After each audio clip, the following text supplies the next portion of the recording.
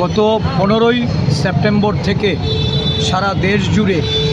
Vote চোর গদি চোর এই কর্মসূচিতে দেশব্যাপী 5 কোটি সদস্য সংগ্রহের যে কর্মসূচি জাতীয় কংগ্রেসের পক্ষ থেকে রাজ্যে রাজ্যে সংগঠিত হয়েছে, গত 30শে নভেম্বর অবধি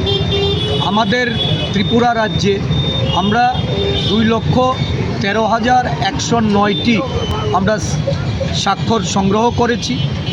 এই স্বাক্ষর সংগৃহীত যে সম্মিলিত কপি, এই কপি আজকে নয়াদিল্লিতে জাতীয় কংগ্রেস দলের সদর দপ্তরের উদ্দেশ্যে আমরা আমাদের আগরতলা পোস্ট অফিস থেকে স্পিড পোস্ট যুগে আমরা সেগুলি প্রেরণ করছি। আমাদের রাজ্যের দায়িত্বপ্রাপ্ত যে প্রভারী সপ্তগিরি উলাকাজি, আমাদের সাংসদ এবং আমাদের সেক্রেটারি ইনচার্জ ক্রিস্টোফার তিলকজি আমাদেরকে এই স্বাক্ষর সংগ্রহ অভিযানে ওনারা যে সহযোগিতা করেছেন আমরা ধন্যবাদ জ্ঞাপন করছি। আমাদের রাজ্যের বিভিন্ন বিধানসভা কেন্দ্র থেকে বিশেষ করে আমাদের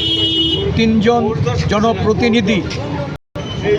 সুদীপ রায় বর্মন, বীরজিৎ সিনহা এবং গোপাল রায়,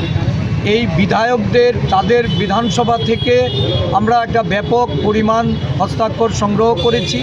আমাদের বিভিন্ন বিধানসভায় বিশেষ করে আদিবাসী এলাকা থেকেও একটা ভালো স্বাক্ষর সংগৃহীত হয়েছে। এই ভোট চোর গদি চোর এই যে কর্মসূচি সারা দেশব্যাপী আপনারা জানেন গণতন্ত্রকে দুর্বল করার এবং সংবিধানকে অমান্য করে যারা মানুষের গণতান্ত্রিক অধিকার হরণ করতে চাইছে এবং এসআইআর মাধ্যমে ভোটাধিকার হরণ করে নিয়ে যারা নির্বাচনে জয়ী হয়ে সরকার প্রতিষ্ঠা করতে নির্বাচন কমিশনকে তাদের পকেটস্থ করেছে, তাদের তোতা পাখির মতো ব্যবহার করে বিহারেও সদ্য সমাপ্ত যে নির্বাচন, এই নির্বাচনে নির্বাচন কমিশনের যে তাদের যে ভূমিকা, যে ন্যাক্কারজনক ভূমিকা, এই ভূমিকা সারা দেশের মানুষ পরিলক্ষিত করেছে। আমরা এই স্বাক্ষর সম্মিলিত যে প্রতিলিপি এগুলি রাষ্ট্রপতির উদ্দেশ্যে প্রেরণ করার জন্য 14ই